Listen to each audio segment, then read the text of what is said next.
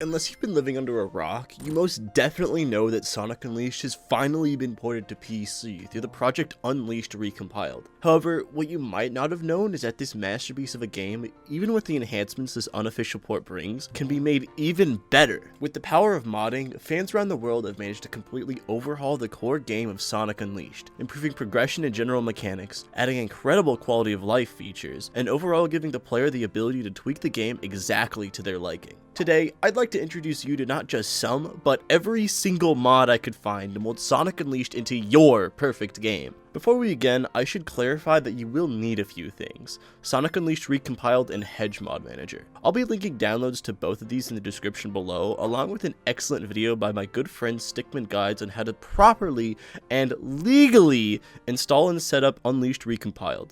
Now, on with the mods. Starting off with some quality of life mods. These mods aren't designed to completely overhaul your gameplay, however, they do make tweaks ranging from pretty minor fixes here and there to major changes in the game's progression and flow. These first few mods are designed specifically to help speed up and improve the pace of the game. Optional improvements adds a ton of completely optional configurations to the game. This includes improvements to XP, such as a larger pickup radius and larger amounts dropped by enemies, changes to progression, such as lower upgrade and medal requirements, and better balanced and less annoying bee enemies. Fuck the bee enemies, this mod is essential. Improved progression, to put it simply, completely streamlines the flow of the game. It essentially fixes all these tiny little issues you may or may not have with the pace of the game, such as needing to talk to Pickle every time to unlock a new stage, having to slowly unlock moves level by level, and probably the biggest change of them all, lowering the medal requirements significantly for main stages. Each feature in this mod can be configured on and off too, so you're able to adjust completely to however you'd like to play. I decided to include this and optional improvements in this video because despite both doing relatively similar things, they both offer different ways to solve these issues, and this gives the player some options to how they'd like the game to be played. In a similar vein, no medal requirements for main acts and no medal requirements are both very similar mods, the only difference being the latter removes the requirement for all extra stages too. So if you'd like to keep or remove the added challenge for the extra levels, that's totally up to you. Tornado Stage Skip does exactly what you'd expect it to. I really recommend this one if you absolutely despise playing the tornado sections every single playthrough. Trust me, I get it, they are very pace breaking. Faster Final Boss makes the final boss faster. This mod adds a handful of options to speed up the final segments of the game, including a faster Gaia Colossus, less durable worms, an improved camera, and so much more. Sonic is pretty slow in hub worlds, but Faster Sonic in Towns aims to improve that. It comes with two speed options, slightly faster and a lot faster, allowing you to zoom around town to your heart's content. Remove purple walls from main Werehog stages removes purple walls from main Werehog stages.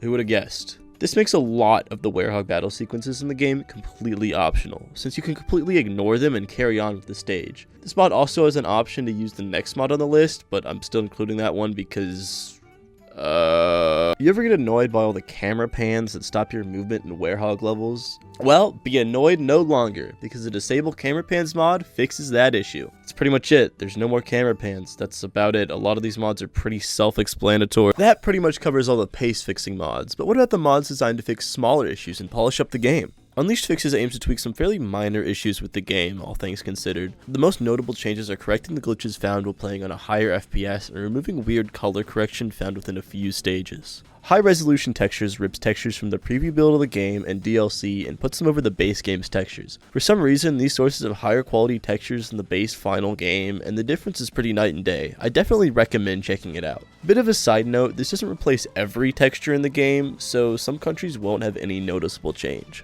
Unleashed HD, or however you pronounce it, is an incredibly impressive mod that aims to completely remake as much of the UI as possible into a 4K redraw of itself. This includes, but is not limited to, the pause menu, NPC text, the boost meter, the world map, and so much more.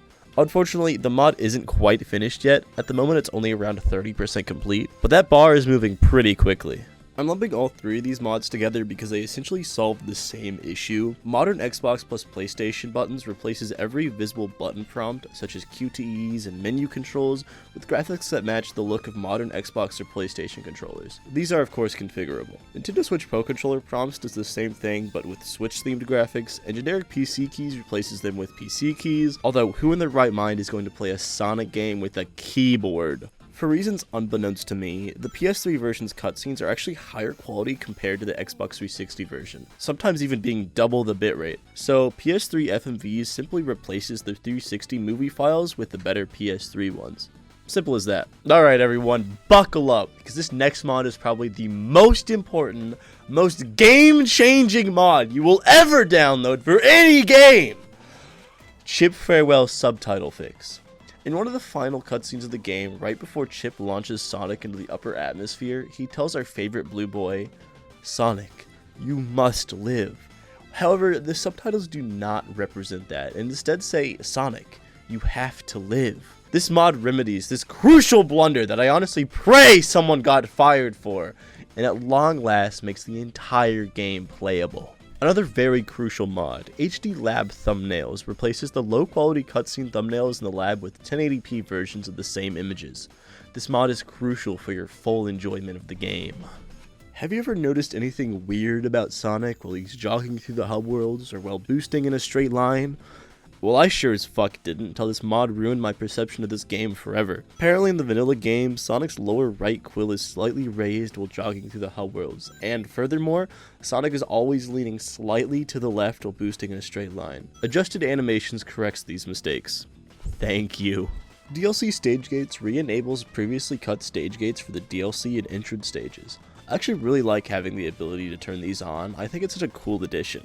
Fair warning, Dash 2 and Dash 3X aren't supported because for whatever reason, your game will crash when you stand on them, and you will obviously need the DLC installed for this mod to work. Higher object render distance allows you to see foliage and other objects from a further distance. The mod allows you to up the distance by either ×2 or ×5, depending on your hardware capabilities. This makes the game and levels feel a little bit more alive in my humble opinion. Redrawn 2D Portraits aims to completely remake the little 3D talk sprites that appear within text bubbles in the game with 2D hand-drawn artwork. At the moment the mod isn't out yet, but I thought to discuss it anyway because the progress has been fairly quick and the art is incredibly adorable. I mean like look at it, he's so good! Enable FreeCam is an incredibly useful tool, especially when it comes to taking interesting pictures in-game. I found it essential for pretty much any thumbnail I want to include an in-game screenshot, as it allows for much more versatile angles than the normal camera system. And finally, the last quality of life mod for today, Save Manager mod. This mod allows the user to create up to 7 different save files for Sonic Unleashed. This can be super useful when you both want to speedrun the game while also attempting to 100%. Heads up though, there does seem to be some issue with the mod actually storing your progress. There appears to be workarounds, but I advise doing some research before putting full faith into the progress you've made.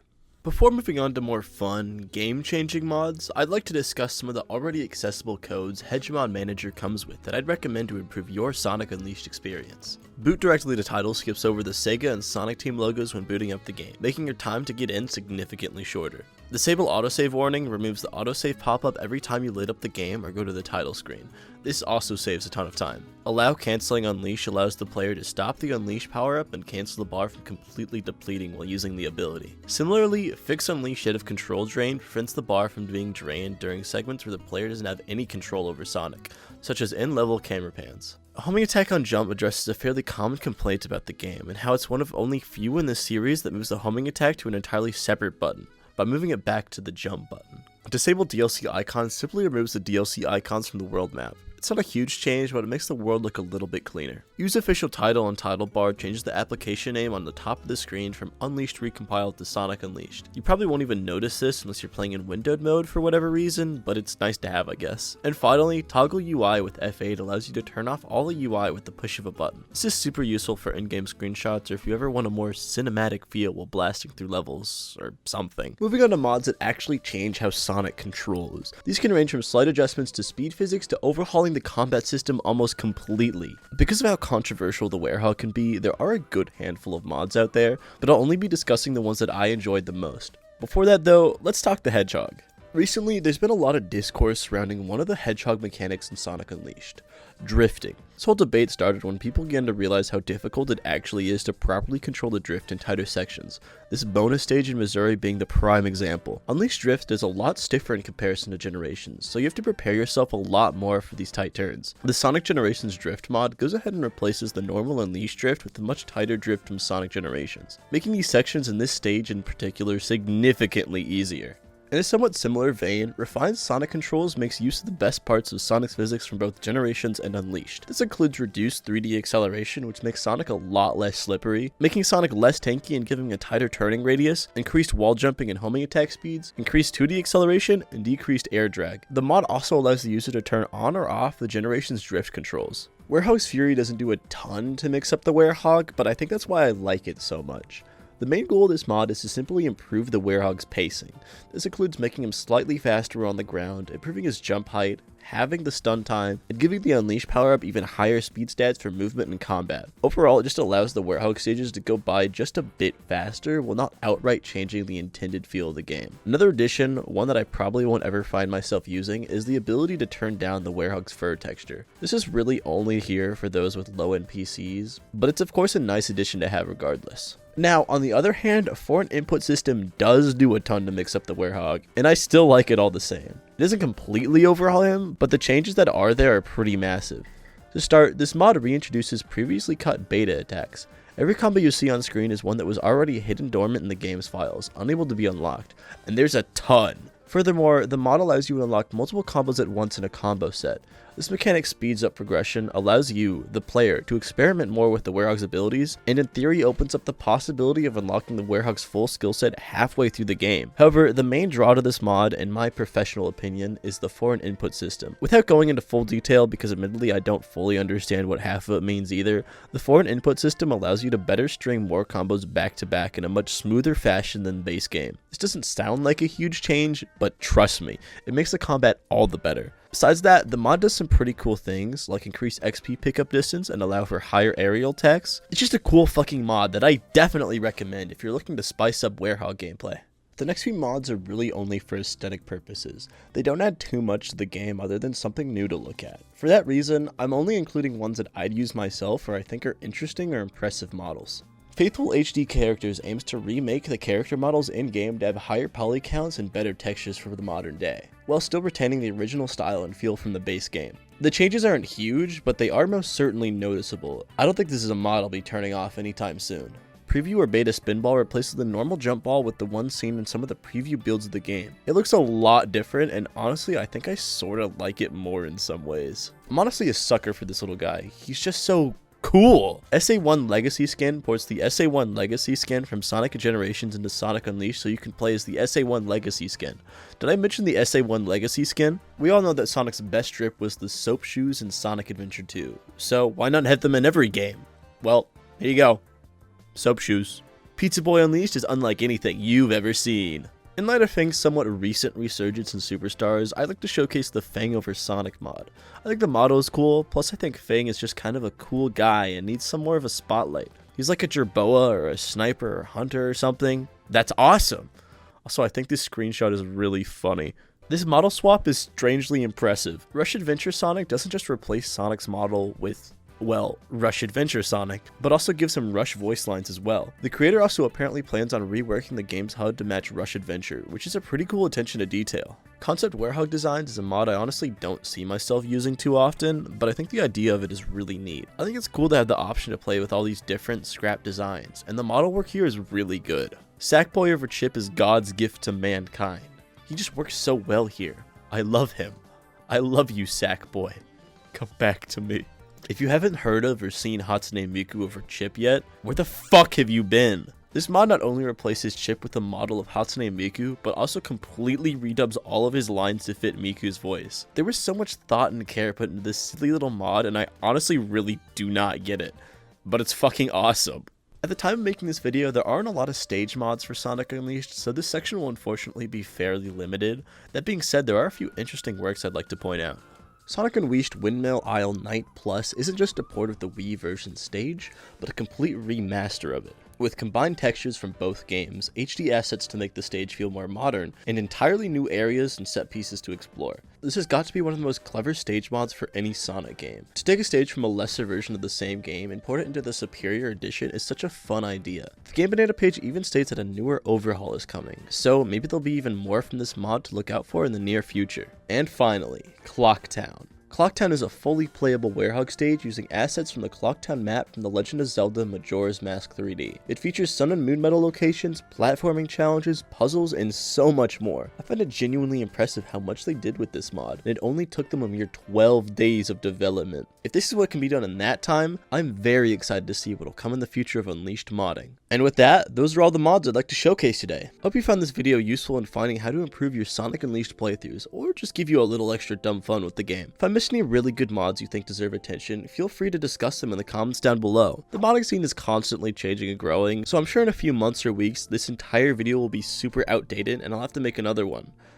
Fuck. So when that time comes, make sure you're prepared by subscribing, follow me on Twitter, and watching more of my videos. These are all very, very important steps.